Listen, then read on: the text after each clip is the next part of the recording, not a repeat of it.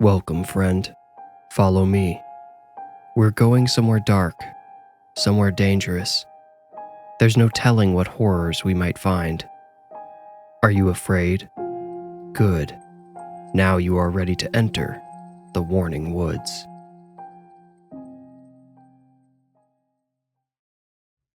Job 1, 6 through 13. One day the angels came to present themselves before the Lord, and Satan also came with them. The Lord said to Satan, "Where have you come from?" Satan answered the Lord, "From roaming throughout the earth, going back and forth on it." Then the Lord said to Satan, "Have you considered my servant Job? There is no one on earth like him.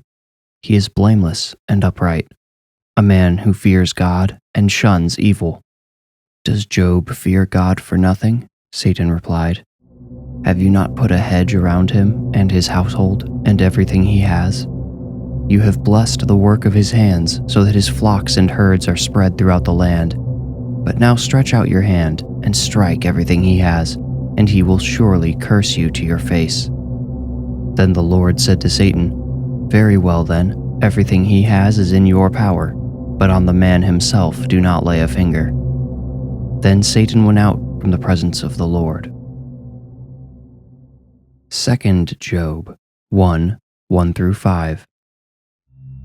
Satan crept through a window into heaven.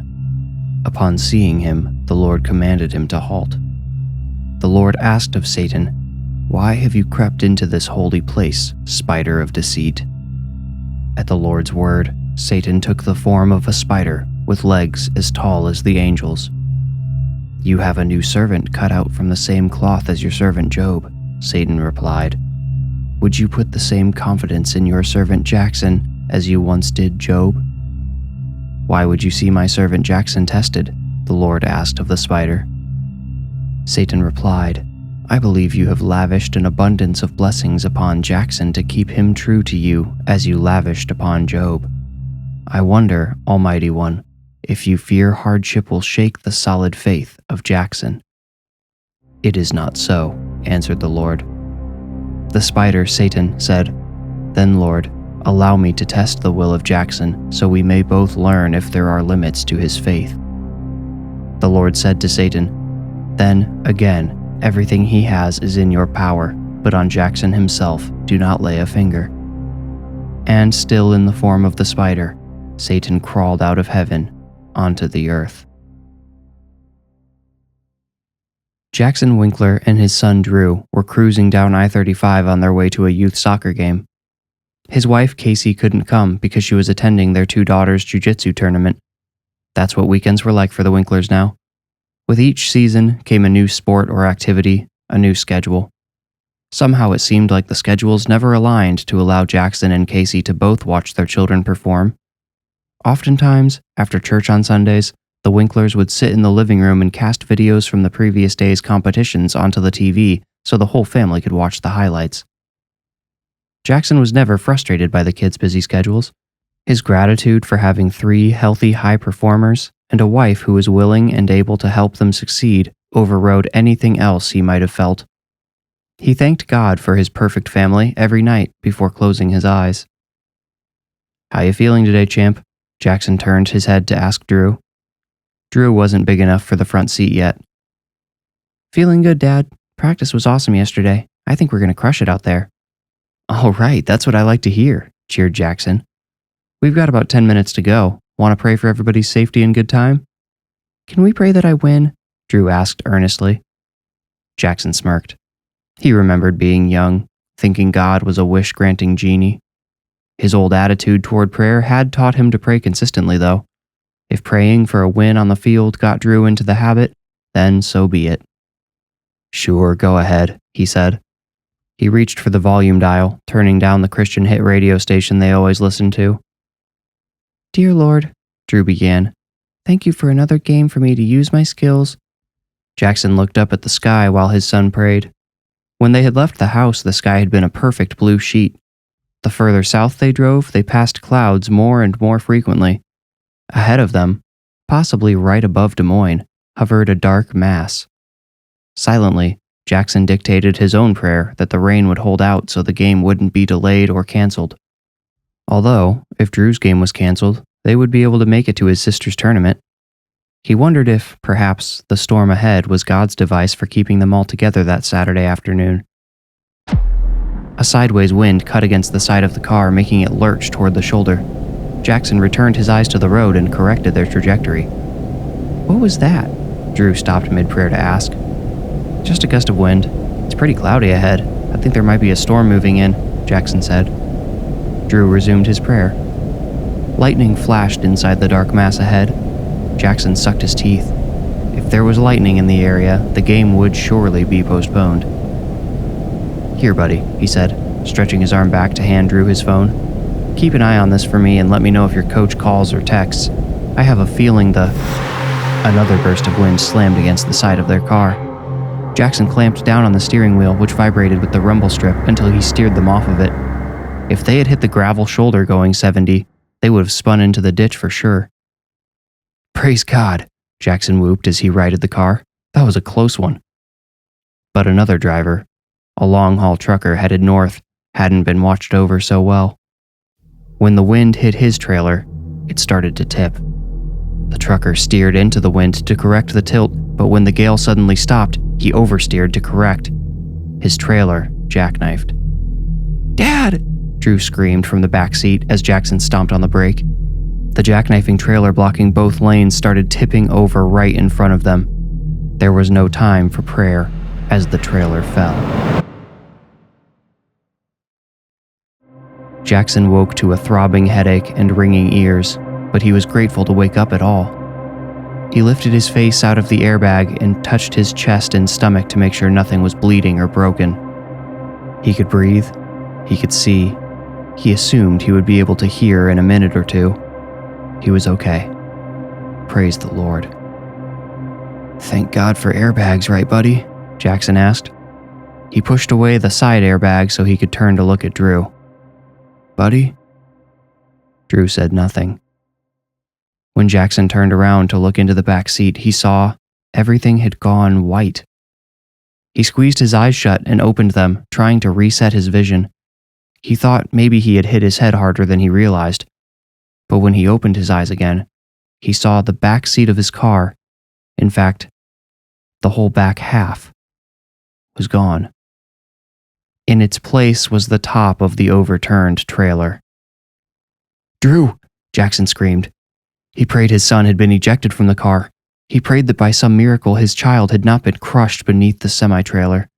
It had happened so fast, it didn't seem real. It all felt, somehow, reversible. "God," Jackson mumbled as he fumbled his seatbelt latch. "I don't know what's happened, but please let it be okay. Please let Drew be all right. Don't take my son from me, please." Above him, the dark mass had closed in. Lightning flashed amongst the clouds, making Jackson look up through the partially torn-away roof. The lightning split out in 8 directions from a single point. It looked like a spider. Jackson had never seen such a thing. Then the dark mass above began to rain down. After Jackson was cut out of his car by an emergency crew, the rest of the morning was a hazy string of events. His last coherent memory was of asking one of the paramedics if a boy had been found safe and receiving a solemn headshake in reply. He kept hearing talk of tornadoes in the area as the crew looked him over and prepared to leave. Jackson was taken to a hospital, he didn't know which one, and responded to the nurses' and doctors' questions with single-word answers. He almost always followed up each response with, "I need to call my wife." While waiting in his room, Jackson absently stared at the TV mounted near the ceiling. Nothing happening on the screen registered with him until he saw the sign for a familiar restaurant laying sideways on the ground, sprayed with dirt and leaves. A nurse came in at this moment, and he asked her to turn up the volume. "Pretty scary out there," she said as she picked up the remote. "I think it's going to be a busy weekend around here." The news anchor was saying, "Entire neighborhoods were leveled before the sirens even went off. Experts are still trying to determine how a cyclone of this magnitude could have formed and touched down without any warning." The picture switched to a still shot of another building familiar to Jackson, and his heart rate monitor suddenly spiked. "You okay, Mr. Winkler?" the nurse asked, noting the alarming change.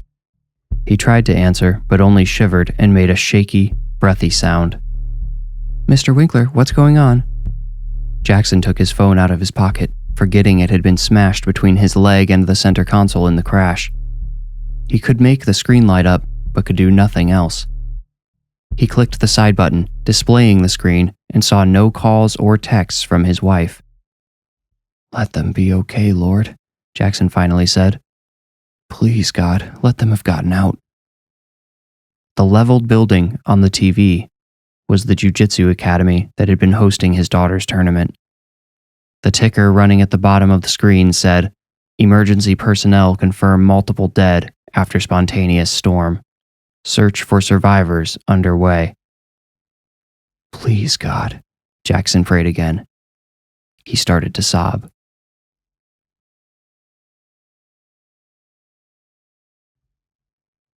Over the weekend, the search confirmed the deaths of Jackson's entire family. The tornado that had killed them also leveled their house and the furniture store he owned. Insurance would pay for both buildings, but they had so many claims to process and pay out that Jackson was told it could be up to 6 weeks before he saw a dime. Fortunately, his fire safe with $500 cash survived the tornado. He used some of this money to pay for a cheap motel after his discharge from the hospital. Jackson spent all of his time in grief and prayer. Everything had been taken from him in a single hour. Now all he had was the $500 from the fire safe and the small amount of cash in his wallet. He and his wife had never taken out a credit card. He did have his debit card in his wallet, but there was probably only $20 or so in their checking account. Most of their money was in savings, and it was a healthy amount. But without his phone, Jackson couldn't access it. The bank had suffered terrible damage in the storm, and without a car, Jackson couldn't leave town to get what he needed elsewhere. After 2 days in solitary grief, someone knocked on the door of Jackson's room. He opened it and squinted at the harsh sunlight that poured in. "Jackson, brother," a familiar voice said. Jackson's eyes finally focused on the face of his pastor, Vic Bow. The pastor embraced him, and Jackson sobbed tearlessly. He was too dehydrated and weak to shed tears. Jackson spoke while Pastor Vic listened silently. He let Jackson go on and on, describing everything that had happened, explaining his current situation, and outlining his unanswered pleas to God for some form of salvation. "It sounds terrible, but lately I've been praying for God to just take me too," Jackson said. "I should be grateful that I'm alive, but somehow being the only one spared makes me feel guilty and jealous, Vic. I'm jealous of everybody that died. They all get to be together in heaven while I'm left here like this." He gestured at his humble room. Vic's eyes focused on a surprisingly large black spider that had built a thick web in the corner by the bathroom. He shuddered. "What you're feeling is not only understandable, I think it's natural," Vic said. "And I'm sure it's forgivable as well. Jackson, you've been a cornerstone of our church, you and your family. They'll be enormously missed. I'm sorry, I don't mean to rub salt in your wounds, but it's true. You've always been such a good example of a servant. We can't change what's happened, and I don't think God's going to pull off that level of miracle in these times. But I hope you can start looking to the future soon. I hope you can regain that servant spirit and turn your heart toward God again. It must be really difficult to see right now, but God must have a plan for all of this. Nothing happens outside of His will." Unless He turns His will over to someone else, Jackson stared coldly at the pastor. Vic said, "I'm sorry, I don't quite think I follow. Wasn't it just last year you did that series on the book of Job? All the devil had to do was ask, and God handed him his most faithful guy." Vic put a hand on Jackson's shoulder and said, "Those were different times, Jackson. You know that. That was the Old Testament. The way God behaved, the way He interacted with us, with the devil, it was all totally different. "He doesn't feel different to me," Jackson said. "I don't know how anyone but the devil could have done this." The spider moved and drew Pastor Vic's eyes to it again. It bounced on its web, and the most bizarre observation occurred to the pastor. "It looks like it's laughing at us." This is Miles. I hate to interrupt, but this would be a great time to hit the like button and subscribe to my channel if you haven't already. I promise you won't regret it. Now, for the rest of the story. 2 Job 5, 1-7. And Satan returned to heaven. God sent his century of angels to retrieve the spider, Satan, and bring him into his holy court.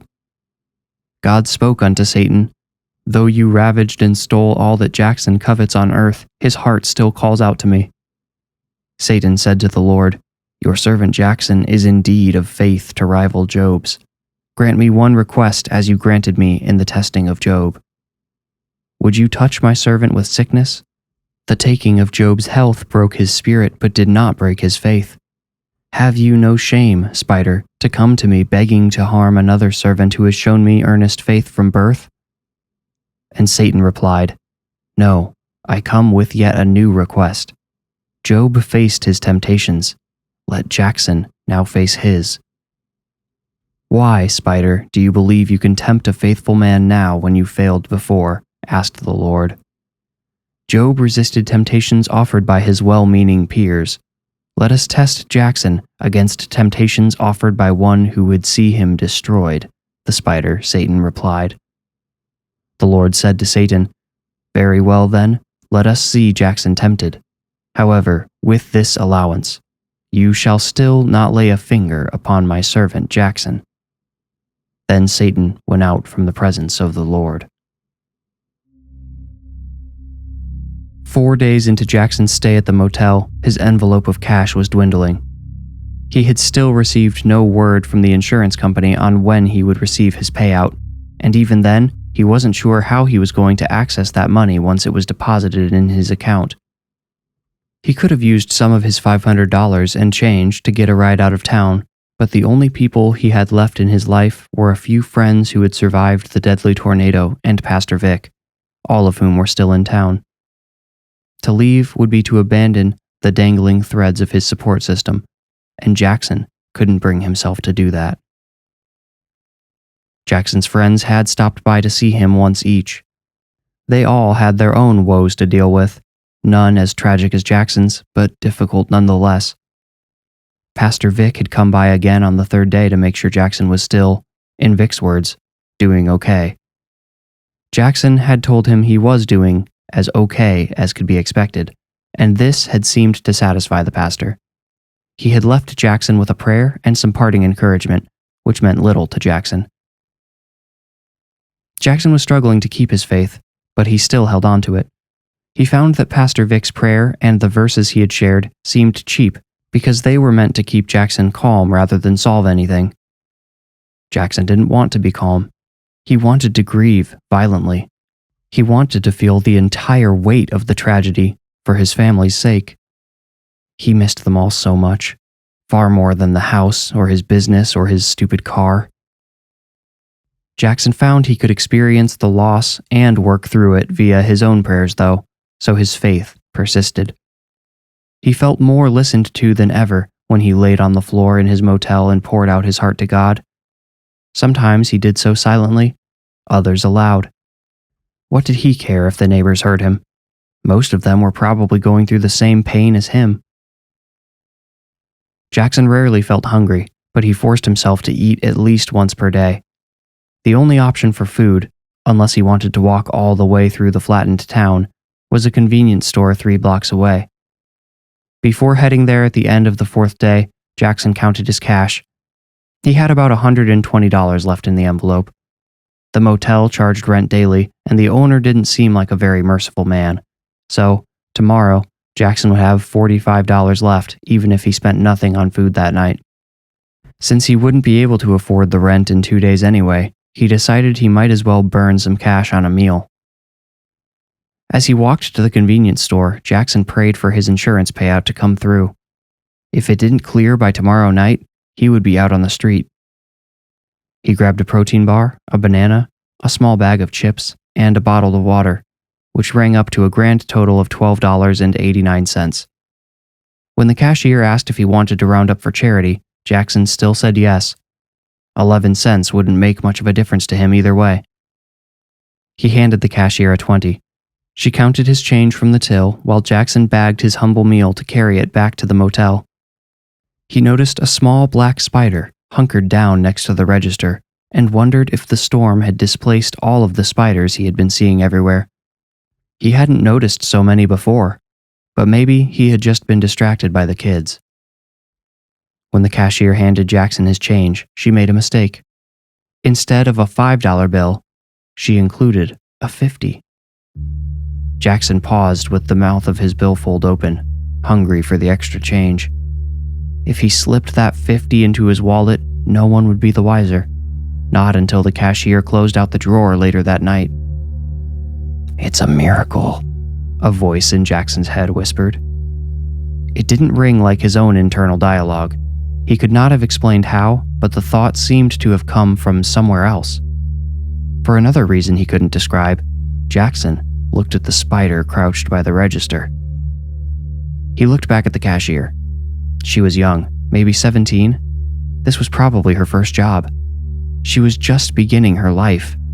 Not even. She was writing the prologue. Was she saving up for a car with this job? For college? How much would getting $45 docked from her check hurt her? "That $50 bill will give you shelter for another day if you just walk away," the foreign voice tempted. This is true, thought Jackson, but what if she needs it more? "Everything all right, sir?" the cashier asked. Jackson realized he had been standing, frozen, for an awkward length of time now. He also noticed the spider had slipped away. No, I mean yes, everything is fine. But I think you accidentally gave me this." He handed her back the $50 bill. "Oh my gosh," the cashier exclaimed. "Oh wow, I probably would have been fired for that. Thank you."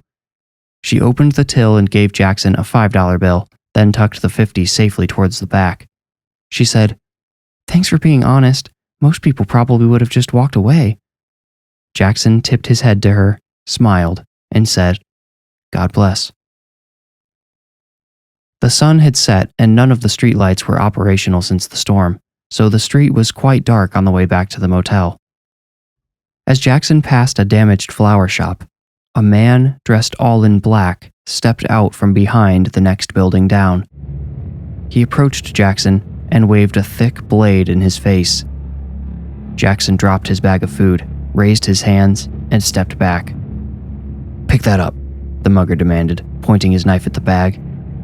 Jackson obeyed. As he stood again, he thought he saw something move inside a hole in the wall of the building behind the man. "Give it to me," ordered the mugger. Again, Jackson obeyed. He turned his daily meal over while silently praying for safety. "Now your wallet," the mugger said. Jackson replied, "Look, I'm sorry, but I don't have much. My family and home were—" "I don't care," said the mugger. He waved his knife dangerously close to Jackson's nose. Okay, Jackson mumbled as he reached into his pocket for his wallet.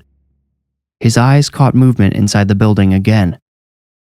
He froze with horror as two hairy appendages sprouted from the gaping hole in the wall. Two more followed, and then the fuzzy pincers of an enormous black spider.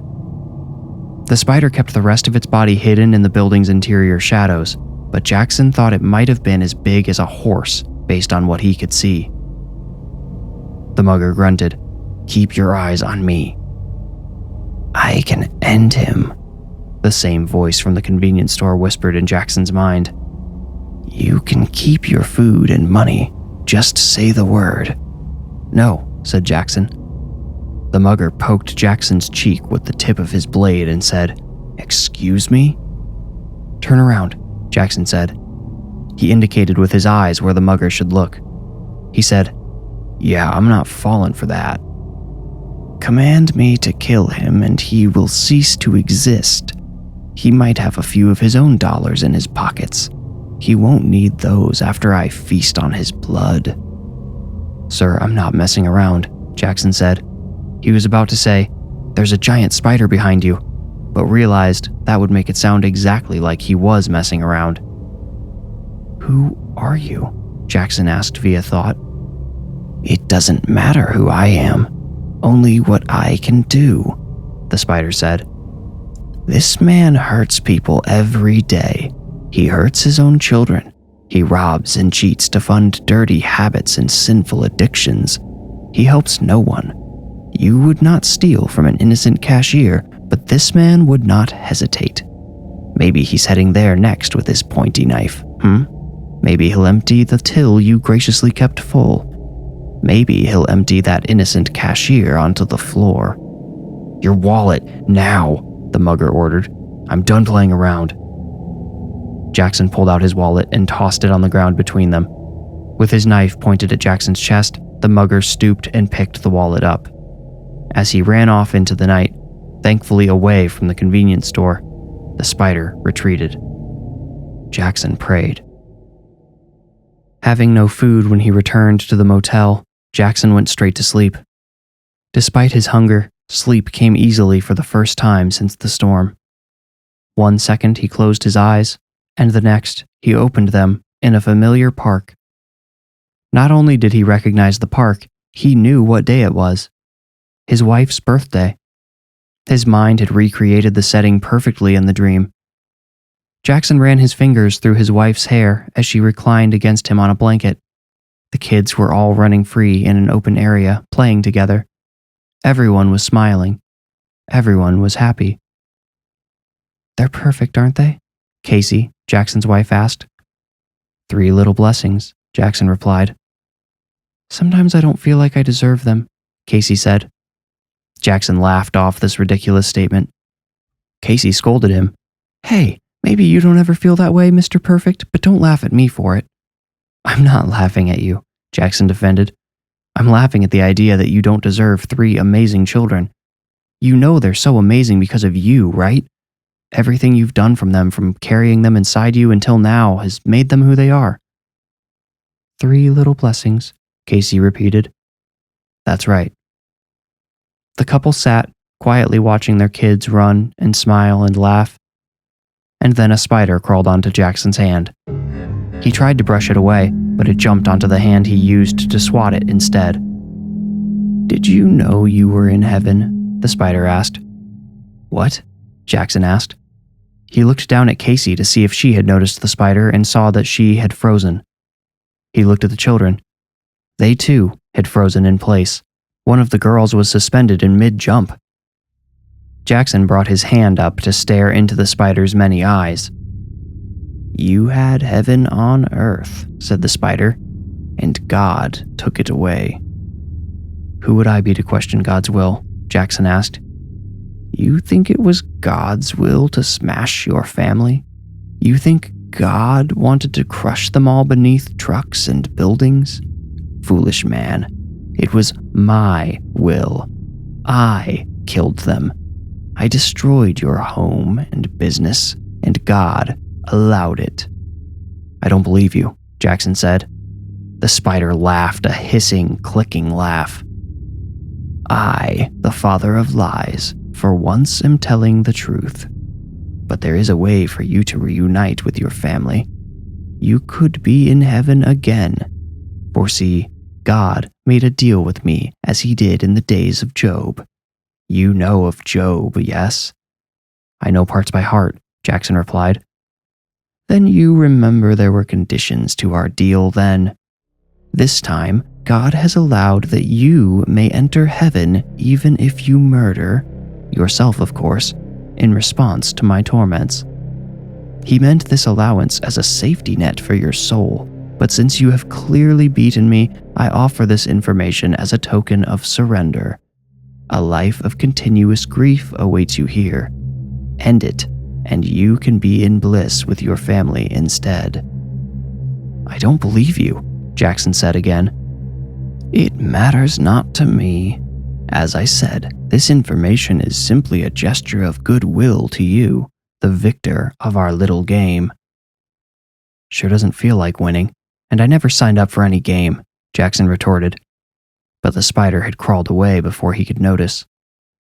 Rather than reanimate, his family slowly faded until Jackson jolted awake in his lonely bed. The clothing bar set into a shallow indentation in the wall glistened in the faint light coming between the curtains. Jackson would not have ordinarily noticed such a minute detail, but the spider's words lingered in his thoughts. He could remember them more clearly than the memory of that day in the park, as if his mind was a tape recorder and his talk with the spider had overwritten portions of the original memory. One other object reflected light into Jackson's squinted eyes: the buckle of his belt on the floor. Jackson slid out of bed and turned on the light, then he turned it back off. What he was about to do was a thing for the shadows. He looped his belt around the bar and tested its strength with a sturdy tug. It would hold. The only problem was the bar wasn't high enough to hang from. He pulled one of the laces out of his shoes and tied one end around each of his wrists. As he bound the knots, he prayed. "Lord, I know I shouldn't trust the devil, but if you can believe it, he seemed sincere. If it weren't for the chance to get back with my family, I'd still have ignored him, but you gotta understand, that's something I can't pass up. I apologize for the harm I'm about to do to my body, your temple."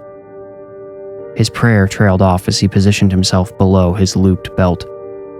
He stepped through his arms so his hands were behind his back, then lifted one leg until it touched the shoelace bridging the space between his arms. He wanted to make sure he would actually be able to lift his legs high enough to catch on the lace.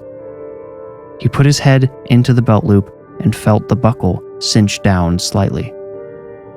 "But Lord, I don't know what to do. In truth, I do feel like Job. My spirit is devoted entirely to you, but I'm not sure how much more my earthly heart can take." Jackson was somewhat disgusted, but overall unsurprised to see a spider crawl out of the shadows on the wall and onto the glimmering reflection on the bar. "Here to see me off?" he asked. "Because this is the last time you'll see me. I'm going to. Something about the spider made it seem like it wasn't there as an audience. Jackson felt like it had arrived to perform a task, something terrible and final. Something about the spider seemed eager and hungry. "Here to see me off?" he asked again, but this time more to himself, as if testing the idea. "No," he said. "You're here to collect. You really are the father of lies." Jackson scrambled to remove the belt from his neck, but with his hands bound behind his back, he had to rely on only his neck to extract his head. And each movement he made, no matter how slight, caused the buckle to cinch a little tighter. "God," Jackson cried out tearfully, "I repent. I want to live and fulfill whatever your purpose is for me." The sharp corner of the rectangular buckle bit into the soft flesh at the base of his skull. "Lord, you didn't want me to die this way, did you? Please, show mercy. Please show me a miracle and get me out of here." The spider dropped down on a strand of web and hovered just above Jackson's shoulder. There, it spun, legs dancing victoriously. Jackson's vision darkened. He took long, deep breaths when he could catch them and held the air as long as possible. He needed his hands. He couldn't escape without them, barring a true miracle. He lifted one foot up and through the string, but then the muscles in his thigh went numb. He didn't have enough oxygen in his blood to operate his larger muscles effectively. Now with one leg caught stupidly and the other straining to balance on the floor, Jackson had a choice to make. He could continue waiting for a miracle, or he could try to get his other leg through and regain the use of his hands. He silently prayed, "Lord, give me strength," tensed his neck muscles, and hopped his other leg into the air. Jackson's entire weight now hung from his neck. Already he could feel a threatening strain in his throat. He forced the formerly free foot backward with force he hoped would create its own momentum even if his muscles failed. But his second leg quit responding faster than the first had. Both of his legs were now trapped beneath his weight, which was all suspended by his neck. This was the end. Jackson suddenly found himself believing the spider again, believing he was on his way to see his family, that he was taking a shortcut to get there, that was all. And what else could he have thought?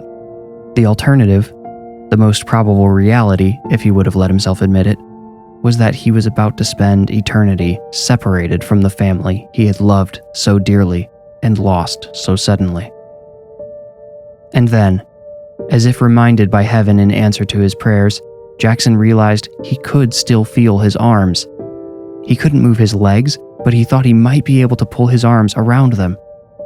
He had some difficulty activating his biceps without any contact with the floor, but he felt the shoelace move enough to give himself a boost of hope.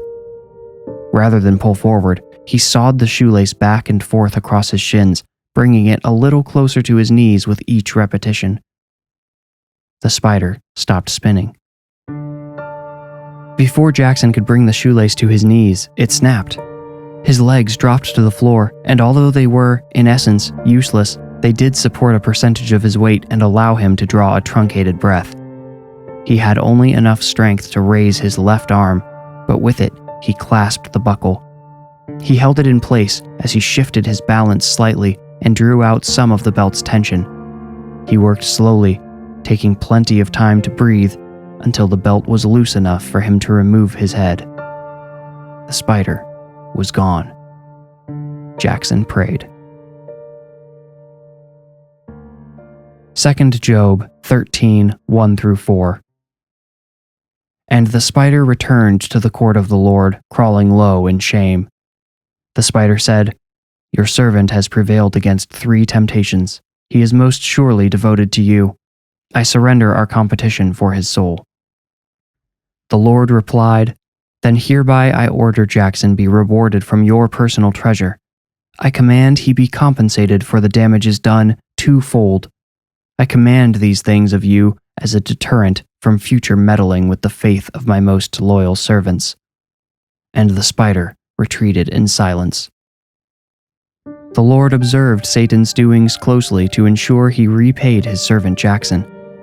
Over years, in the time outlined by the Lord, Jackson's prosperity returned, and his faith never waned until the day he died naturally, a wise old man.